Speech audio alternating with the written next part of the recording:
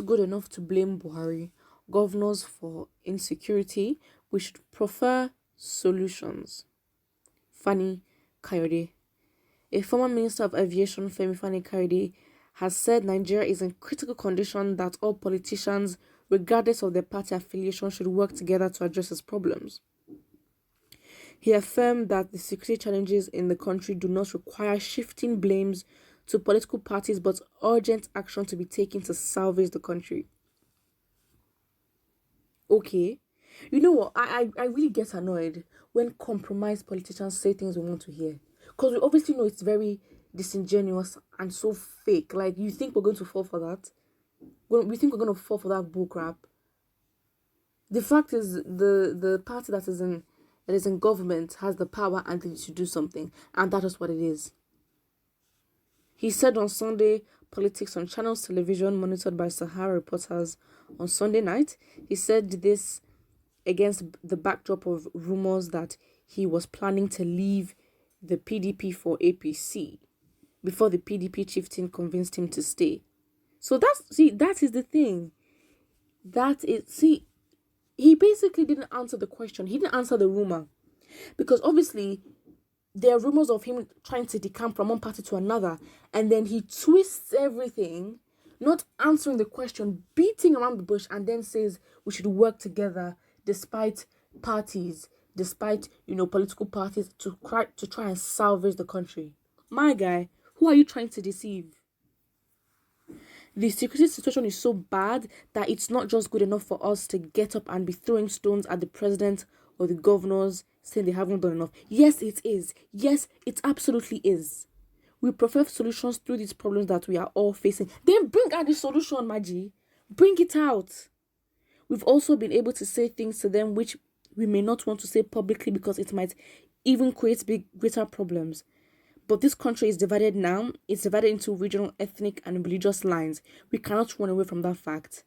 And when you look at what is happening in the north, you look at what is happening in the middle belt and what is happening in the south to southeast, all you see is chaos, carnage, murder, kidnappings everywhere, usually by the same suspects. And it's a very tragic situation affecting each and every one of us. Hey, yeah, we didn't know before. If you're a leader that is practicing politics in a normal way, Nigeria is an abnormal country, so you're not going to practice this in a normal way. That's to say that there is no point in the dialogue, then you're not really a leader.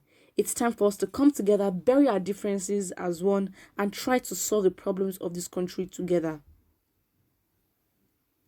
We need to solve it together, but yes, 80% of the work that would literally enforce the whole system and force the whole country to comply is done and has to be done by the government. He also said he wasn't planning to leave the main opposition party, while admitting that he had political associates in the ruling party for them to dialogue in solving national issues. He's talking about dialogue. My G, the president cannot come out to have a live conference.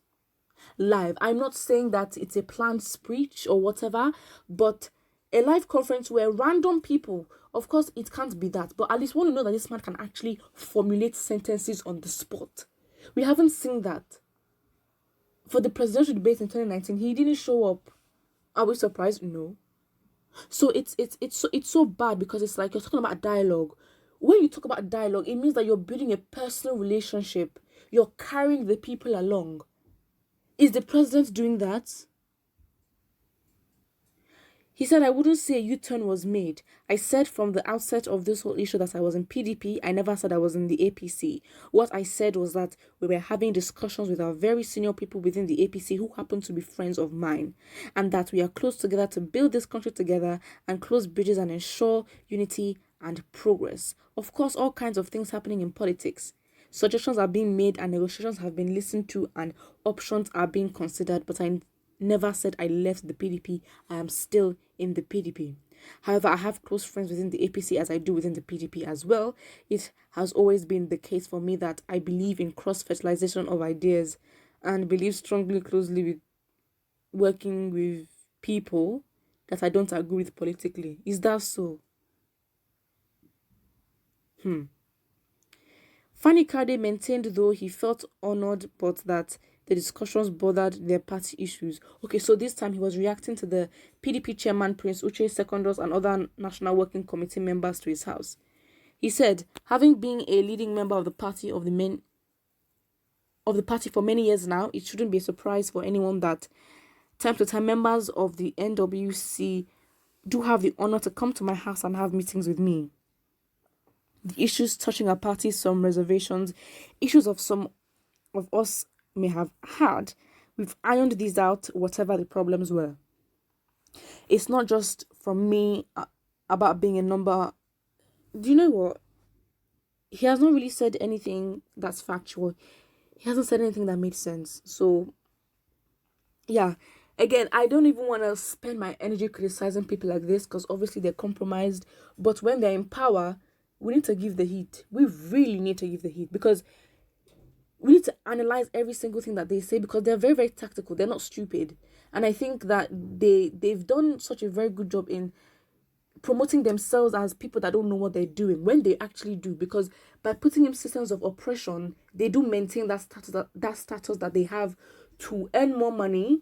Because again, if you didn't know, with the ban of cryptocurrency now, people are coming out to say that during the NSAS process, cryptocurrency and that sort of freedom financially, because people were really trading, they funded the whole NSAS protest, and that was really what they did to feed people on the streets, come together, plan the whole event, even clean up after the whole event. So they understood that in the next few years, if cryptocurrency grows as it should, 2023, they know they can't come and give the 5,000 naira note, or not 5,000, the 5,000 naira small menu change to people that are on the streets and compromise them just because they're desperate. So they understand that the growth of cryptocurrency would definitely make a lot of Nigerians very, very secure in their jobs, very, very financially secure. So, and with financial stability and security, they will be well balanced. They can afford the best things. And of course, when there's money to spend, we will invest in what is ours.